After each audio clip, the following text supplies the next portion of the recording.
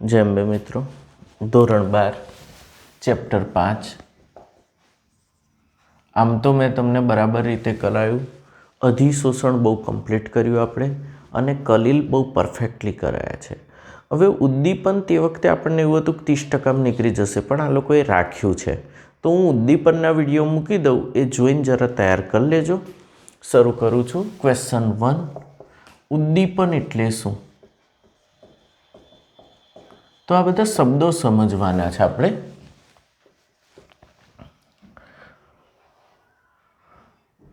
उद्दीपक कोने कहेवाय पहला समझीए आपणे। जे पदार्थो रासायणिक प्रक्रियाना वेगमां वधारो करे छे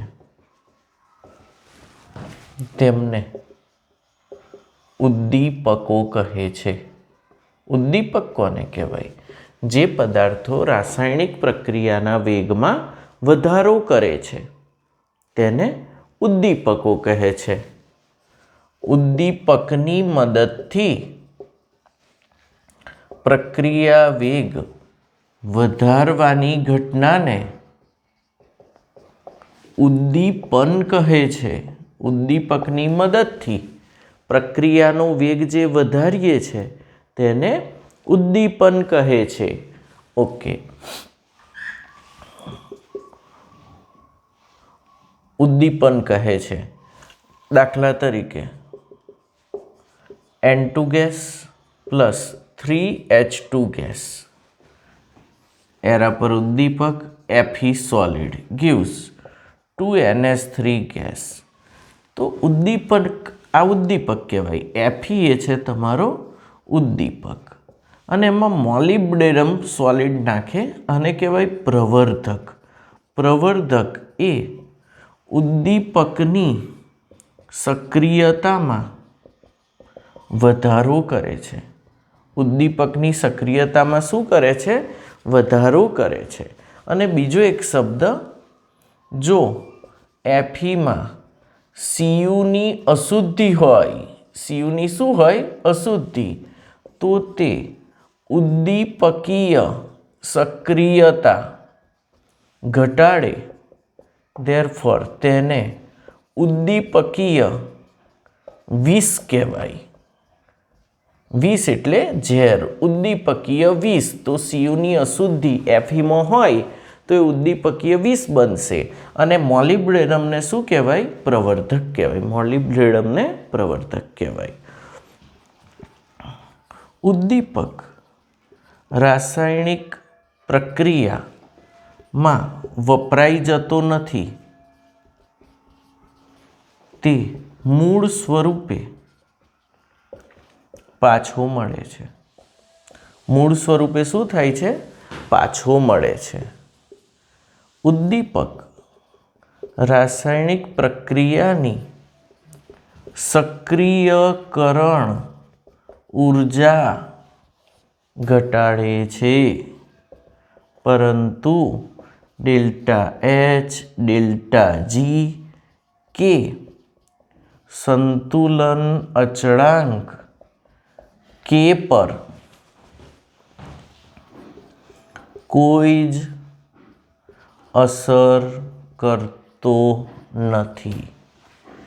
ते निपजनुं प्रमाण वधारतो नथी, मात्र प्रक्रिया पूर्ण थवानो समय घटाड़े छे। प्रक्रिया पूर्ण थवानो समय घटाड़े छे। तो तमने एम के उद्दीपन विषे नोंध लखो 3 मार्क। तो हवे आपणे अहींया गाड़ी एक आलेख दोरीए। आने कहेवाय स्थितिज ऊर्जा। स्थितिज ऊर्जा अने आ छे तमारुं प्रक्रिया अक्ष। अहीं धारो के तमारा प्रक्रियको छे। અહીંથી આમ ગઈ અને આમ આવી। અહીં તમારી નિપજો બની। આ જે ટેકરો ચડે આને કહેવાય ઈએ, सक्रियकरण ऊर्जा। આને કહેવાય સક્રિયકરણ ઉર્જા કોની? પુરોગામીની. અને આને કહેવાય ઈએ ડેશ પ્રતિગામી પ્રક્રિયાની સક્રિયકરણ ઉર્જા. ઓકે, આ બે વચ્ચે જે તફાવત છે એને કહેવાય ડેલ્ટા એચ. આ બે વચ્ચેનો તફાવત શું કહેવાય? Delta H. આ પ્રક્રિયા અનુદ્દીપિત છે. આ કેવી છે? અનુદ્દીપિત પ્રક્રિયા છે. અનુદ્દીપિત પ્રક્રિયા છે, ઉદ્દીપક વગરની. હવે જ્યારે તમે ઉદ્દીપક વાપરશો તો આ પ્રક્રિયા આ રીતે થશે. આ પ્રક્રિયા અહીંથી અહીં આવશે અને અહીંથી અહીં નિપજો બની જશે. તો હવે તમારે અહીંથી અહીં સુધીનો જે ડિફરન્સ છે એ ઈએ થશે, સક્રિયકરણ ઉર્જા. તો ઈએ અનુદ્દીપિત અને આ ઈએ ઉદ્દીપિત. ઈએ ઉદ્દીપિત ઇઝ લેસ ધેન ઈએ અનુદ્દીપિત થાય છે. આના કરતાં આ કેવો છે? નાનો છે. અને ઉદ્દીપક શું કરે છે? હવે તમને ખ્યાલ આવ્યો હશે. આ પ્રક્રિયા ઉદ્દીપિત પ્રક્રિયા છે એટલે ઉદ્દીપક વાપરેલો છે. તો ઉદ્દીપક સક્રિયકરણ ઉર્જામાં શું કરે છે? ઘટાડો કરે છે. ઉદ્દીપક સક્રિયકરણ ઉર્જામાં શું કરે છે? ઘટાડો કરે છે. અહીં 3 માર્કમાં આટલું લખી શકાય. જે પદાર્થો રાસાયણિક પ્રક્રિયાના વેગમાં વધારો કરે છે તેમને ઉદ્દીપક કહે છે. ઉદ્દીપકની મદદથી પ્રક્રિયાનો વેગ વધારવાની ઘટનાને ઉદ્દીપન કહે છે.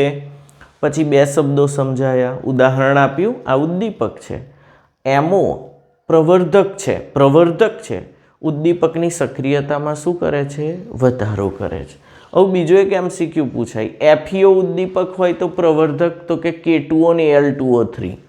મેં MCQ કરાયેલું છે. જો Feમાં Cuની અશુદ્ધિ હોય તો એ ઉદ્દીપકની સક્રિયતા ઘટાડે છે અને ઉદ્દીપકીય વિષ કહેવાય. 2 શબ્દો સમજ્યા? ઉદ્દીપક શું કરે છે? વપરાઈ જતો નહીં, મૂળ સ્વરૂપે પાછો મળે છે. સક્રિયકરણ ઉર્જા ઘટાડે છે. આલેખ પરથી દેખાય છે. ડેલ્ટા એચ ડેલ્ટા જી કે સંતુલન અચળાંક પર કોઈ અસર કરતો નથી. તે નિપજનું પ્રમાણ વધારતો નથી, માત્ર પ્રક્રિયા પૂર્ણ થવાનો સમય ઘટાડે છે અને નવો રસ્તો શોધી આપે છે. પ્રક્રિયાને નવો માર્ગ બતાવે છે. નવો માર્ગ બતાવે છે. આવડે? આટલું લખો તો 3 માર્ક મળી જ જાય. ઓકે, હવે ઉદ્દીપનથી આગળ વધીએ છે.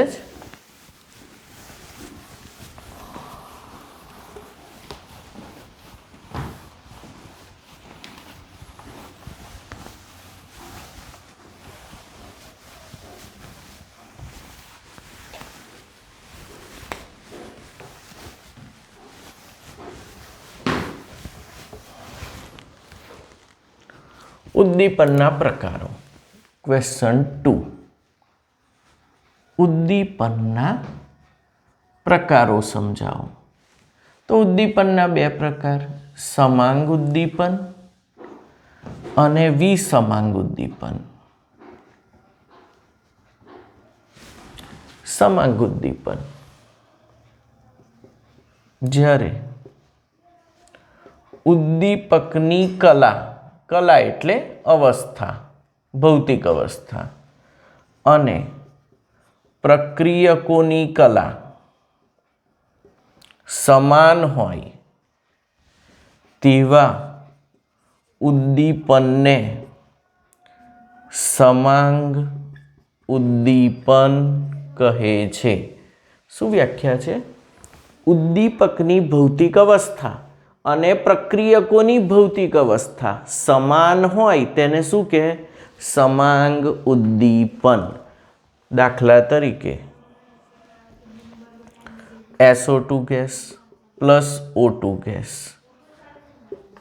NO gas gives 2SO3 gas. આના 2 મોલ લઈ લો. આ છે લેડ ચેમ્બર વિધિથી સલ્ફ્યુરિક એસિડનું ઉત્પાદન. આ પદ્ધતિમાં લેડ ચેમ્બર વિધિમાં NO ગેસ ઉદ્દીપક તરીકે વપરાય છે. આની કલા ગેસ, આ પણ ગેસ ને આ પણ ગેસ. ઓકે. વિસમાંગ ઉદ્દીપન જ્યારે ઉદ્દીપકની ભૌતિક અવસ્થા અને પ્રક્રિયકોની ભૌતિક અવસ્થા જુદી જુદી હોય તેવા ઉદ્દીપનને વિસમાંગ ઉદ્દીપન કહે છે. બંનેની ભૌતિક અવસ્થા કેવી હશે મિત્રો? જુદી જુદી. તો વિસમાંગ કહે છે. એમાં એક ઉદાહરણ વાપરો. દાખલા તરીકે 2SO2 gas plus O2 gas, ઉદ્દીપક તરીકે V2O5 સોલિડ, 2SO3 ગેસ, સંપર્ક વિધિ દ્વારા H2SO4 નું ઉત્પાદન. તો અહીં બીજું ઉત્પાદન હેબર વિધિ પણ લખી શકાય. N2 gas plus 3H2 gas 2NH3 Fe solid ઉદ્દીપક.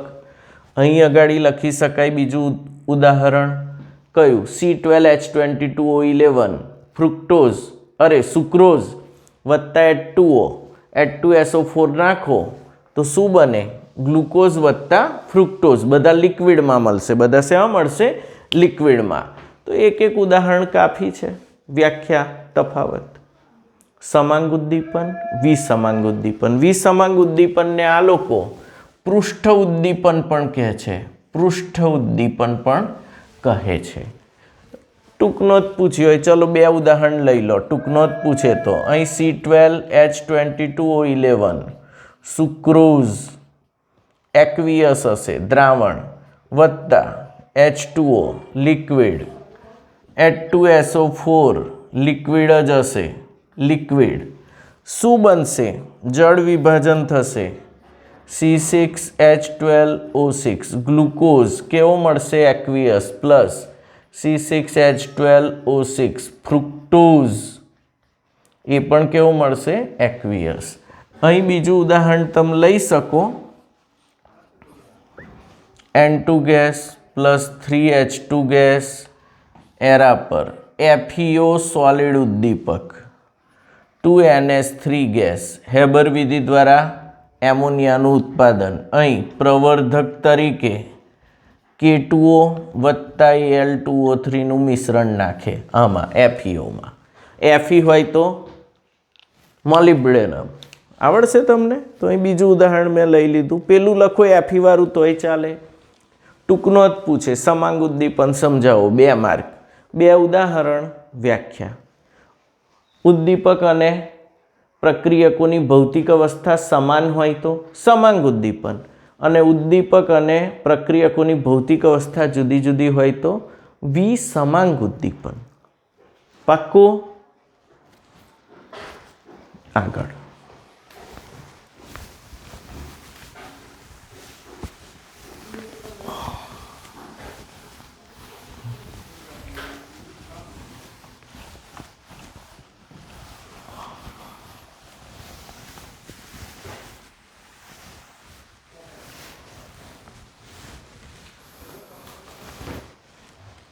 હવે ત્રીજો પ્રશ્ન બહુ જ પૂછાય.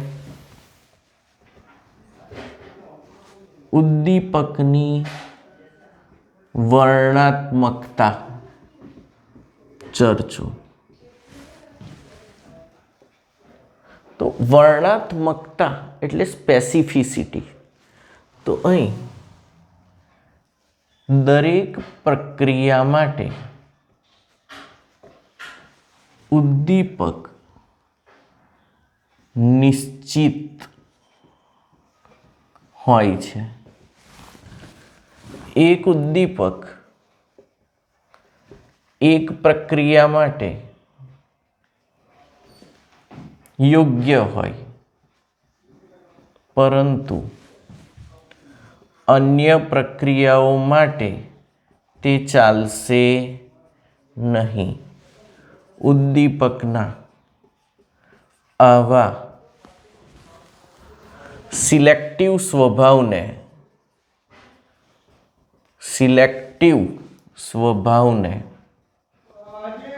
ઉદ્દીપકની વર્ણનાત્મકતા કહે છે. સિલેક્ટિવ સ્વભાવને શું કહે છે? વર્ણનાત્મકતા કહે છે. દાખલા તરીકે CO gas plus H2 gas, આ બધા MCQમાં વારંવાર આવે છે, એટલે હું ખાસ એટલે આ ટોપિક કરાવું છું કે MCQ ના છટકી જાય. gives નિકલ ઉદ્દીપક હોય, નિકલ સોલિડ, તો બનશે HCHO, ફોર્માલ્ડિહાઇડ બનશે. શું બનશે? ફોર્માલ્ડિહાઇડ ગેસ જ બને છે. આ છે જળવાયુ. પણ હવે ધારો કે CO જોડે 2H2 ગેસ પ્રક્રિયા કરે. CO જોડે કેટલા H2 ગેસ પ્રક્રિયા કરે? 2H2 gas. તો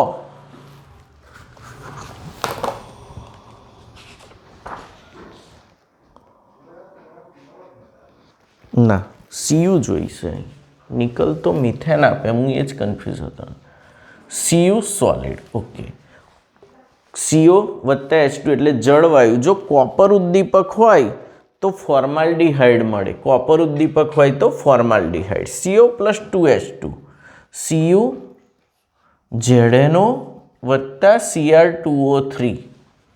CU તો ખરો જ, જોડે ZNO ને Cr2O3 નાખ્યું હોય અને ગરમ કરો તો અહીં અગાડી નિપજ બનશે CH3OH.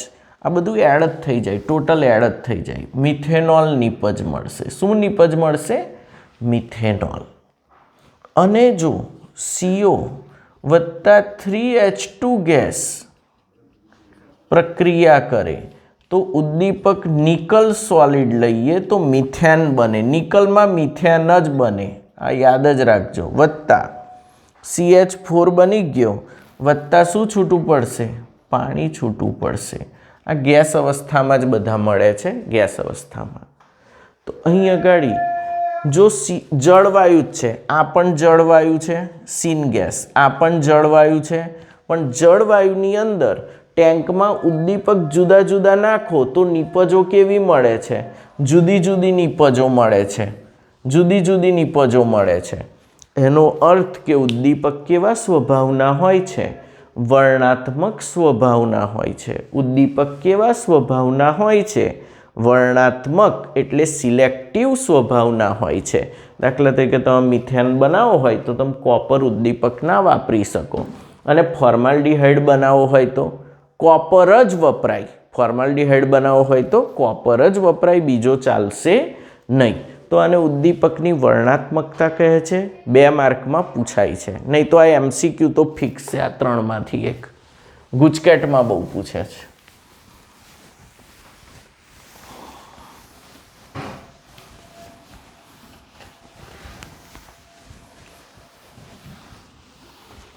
ચાલો, એના પછી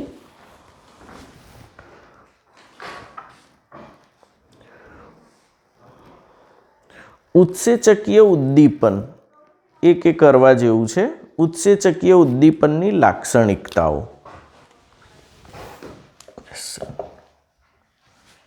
ઉત્સેચકીય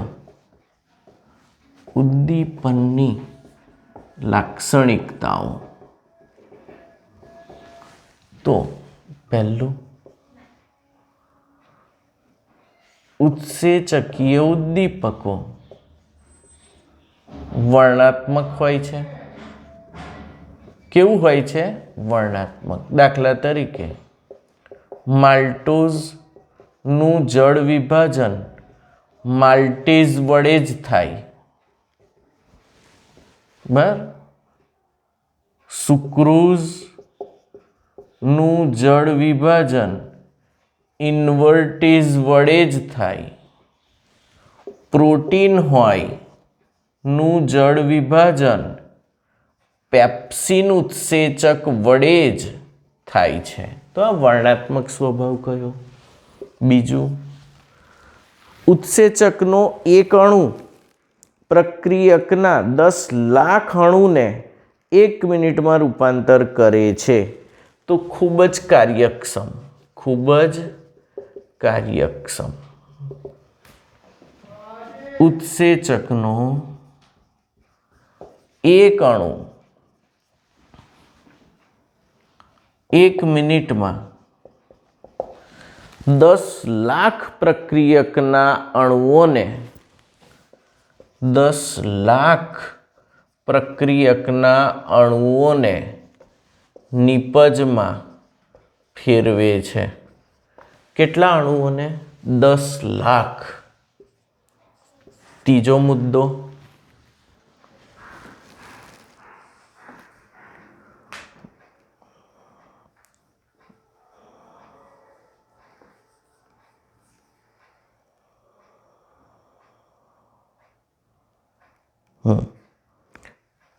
અનુકૂળ તાપમાન.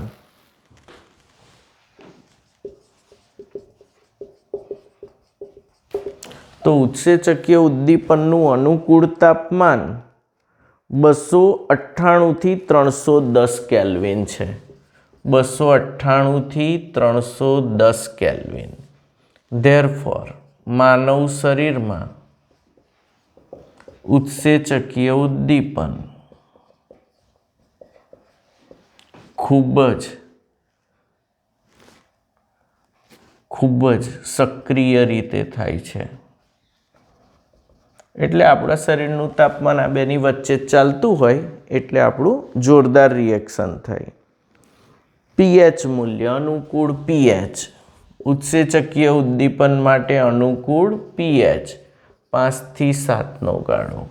આપણા રુધિરનો પીએચ 7.24 જ હોય છે અને આ હોય છે એટલે આપણા શરીર માટે સૌથી ઉત્તમ છે. ઓકે.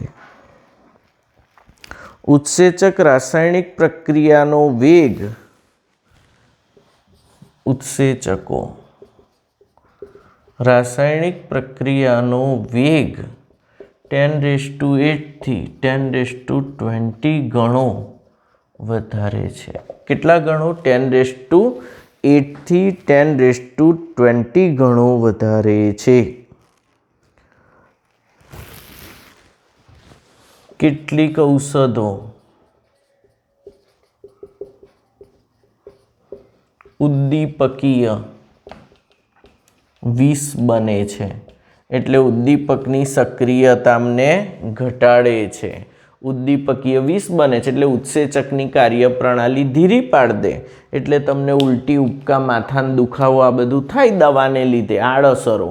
તો એ ઉદ્દીપકીય વિષ બની જાય છે કારણ કે આજે તાપમાન, પીએચ આ બધામાં ફેરફાર કરે છે. તો એ ઉત્સેચકીય ઉદ્દીપનની લાક્ષણિકતા પૂછે તો એકદમ આરામથી તમે લખી શકો. ચોપડીમાં મુદ્દાસર આપ્યું છે પણ મેં લખ્યું છે. પહેલું જ વર્ણનાત્મક હોય છે તો ઉદ્દીપકની વર્ણનાત્મકતામાં તો આ લખાય જ. માલ્ટોઝનું જળ વિભાજન, માલ્ટેઝ, સુક્રોઝ, ઇન્વર્ટેજ, પ્રોટીન, પેપ્સિન. આ ઉપરાંત બીજા સેલ્યુલેઝ વડે જળ વિભાજન થાય. ખૂબ જ કાર્યક્ષમ. એક અણુ 1 મિનિટમાં 10,00,000 પ્રક્રિયકના અણુ નિપજમાં ફેરવે. તાપમાન 298 થી 310. આપણા શરીરમાં તાવ આવે તો તાપમાન શું થઈ જાય છે? વધી જાય છે. એના લીધે ઉત્સેચકીય ઉદ્દીપનમાં ખલેલ પહોંચે એટલે જ આપણે બીમાર પડીએ તો આપણને બેચેની અનુભવાય છે.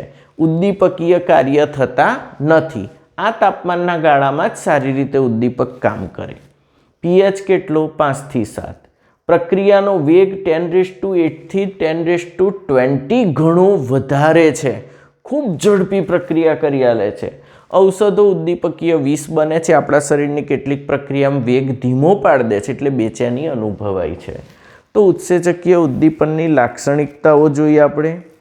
આ ઉપરાંત 5.2.5 ઉદ્યોગોમાં ઉદ્દીપકો એક ટેબલ આપ્યું છે. એમોનિયાની બનાવટ, નાઇટ્રિક એસિડનો ઓસ્વાલ્ડ પ્રક્રમ ને સલ્ફ્યુરિક એસિડનો સંપર્ક પ્રક્રમ. આ ટેબલ મોસ્ટ આઈએમપી કરવાનું જ છે અને મેં 7મા ચેપ્ટરમાં કરાયું જ છે. આમ છતાં આને બરાબર રીતે તૈયાર કરી લેજો. આ 3 પ્રોસેસો ઉદ્યોગોમાં ઉદ્દીપકો. ઓકે. હજુ બીજું કંઈ જોવું હોય તો મેં બાકી બધું તો કરાવી દીધું.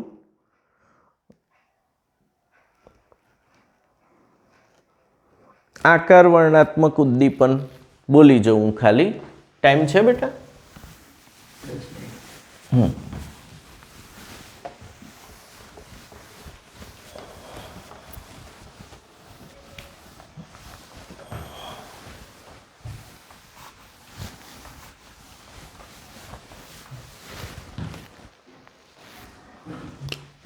આવો ક્વેશ્ચન પૂછે,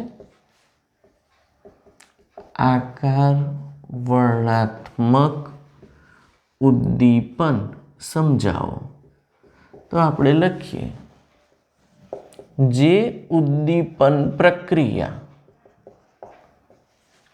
ઉદ્દીપકની છિદ્ર રચના, પ્રક્રિયક અને નિપજના અણુઓના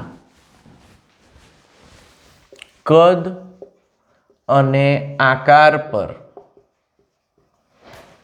આધાર રાખે છે તેને આકાર વર્ણનાત્મક ઉદ્દીપન કહે છે. જે ઉદ્દીપન પ્રક્રિયા ઉદ્દીપકની છિદ્ર રચના, પ્રક્રિયક અને નિપજના અણુઓના કદ અને આકાર બંને પર આધાર રાખે તેને આકાર વર્ણનાત્મક ઉદ્દીપન કહે છે. ઝિયોલાઇટ ખૂબ જ સારા આકાર વર્ણનાત્મક ઉદ્દીપકો છે. આકાર વર્ણનાત્મક ઉદ્દીપકો છે. ઝિયોલાઇટ રાસાયણિક રીતે એલ્યુમિનોસિલિકેટ છે. એલ્યુમિનોસિલિકેટ છે જેમાં SiAlO નું બનેલું મધપુડા જેવું માળખું છે જેમાં છિદ્રો હોય છે. મધપુડામાં છિદ્રો હોય છે. મધપુડો જોયો કોઈ? એમાં જે છિદ્રો હોય છે એવા છિદ્રો ઝિયોલાઇટમાં છે. ઝિયોલાઇટમાં એવા જ છિદ્રો છે. એટલે ઝિયોલાઇટ ખૂબ સારા આકાર વર્ણનાત્મક ઉદ્દીપકો છે. ઝિયોલાઇટનો ઉપયોગ હાઇડ્રોકાર્બનના સમઘટકીકરણ અને વિભંજનમાં થાય છે. ZSM5 ખૂબ જ જાણીતો ઝિયોલાઇટ છે. તે આલ્કોહોલનું નિર્જલીકરણ કરીને સીધું જ ગેસોલિન એટલે કે પેટ્રોલમાં રૂપાંતર કરે છે અને હાઇડ્રોકાર્બનનું મિશ્રણ મળે છે. ગેસોલિન બને છે એટલે હાઇડ્રોકાર્બનનું મિશ્રણ મળે છે. પેટ્રોલ બનાવે છે. આલ્કોહોલનું નિર્જલીકરણ કરીને પેટ્રોલ કોણ બનાવે છે? ZSM5. તો તમને 2 અથવા 3 માર્કમાં પૂછે આકાર વર્ણનાત્મક ઉદ્દીપન વિશે નોંધ લખો, તો વ્યાખ્યા અને ઝિયોલાઇટ શું છે, કેવા છિદ્રો હોય છે મધપુડા જેવા, અને સમઘટકીકરણ ને વિભંજનમાં વપરાય છે. ઉપરાંત શેમાં વપરાય છે? આલ્કોહોલનું નિર્જલીકરણ કરીને ગેસોલિનમાં રૂપાંતર કરવા. બસ મેં આખું ઉદ્દીપન કમ્પ્લીટ કરાવ્યું. ખાલી તમારે કોષ્ટક 5.3 કેટલાક ઔદ્યોગિક પ્રક્રમો, એમાં હેબર વિધિ કરાયેલી છે, ઓસ્વાલ્ડ વિધિ કરાયેલી છે, સંપર્ક વિધિ કરાયેલી છે, છતાં ફરી એકવાર આ ચેપ્ટરમાં એને લખી અને તૈયાર કરજો. જય અંબે.